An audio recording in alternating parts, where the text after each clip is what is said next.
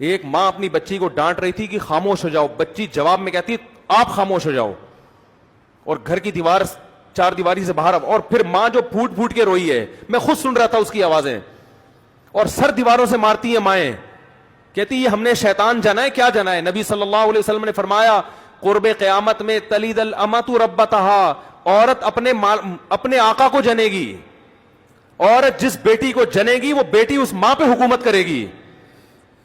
خدا کی قسم ہم اپنے خاندانوں میں اس کا تصور نہیں کر سکتے تھے کہ میں اپنے باپ سے کہوں کہ آپ چپ ہو جاؤ، یا میں اپنی ماں سے کہوں کہ آپ چپ ہو جاؤ۔ مجھے یاد نہیں پڑتا کہ میں نے کبھی اپنی ماں سے یہ کہا کہ آپ چپ ہو جاؤ، مجھے یاد نہیں پڑتا۔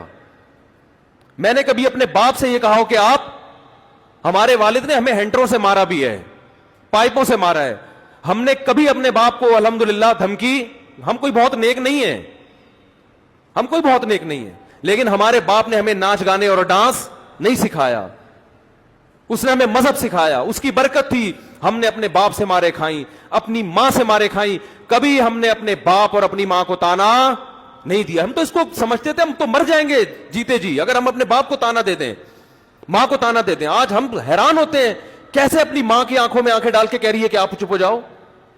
ایک بیٹی اپنے باپ سے کہہ رہی ہے آپ گھر سے نکل جاؤ۔ آپ کہہ سکتے یہ کوئی بڑا جملہ، آپ کے لیے بڑا جملہ نہیں ہے، میرے لیے تو بہت بڑا جملہ ہے بھائی، میرے لیے تو بہت بڑا جملہ ہے۔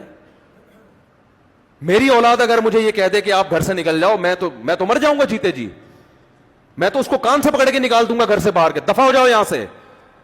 پتہ نہیں باپ کیسے برداشت کر رہا ہے یہ تانے، ماں کیسے برداشت کر رہی ہے۔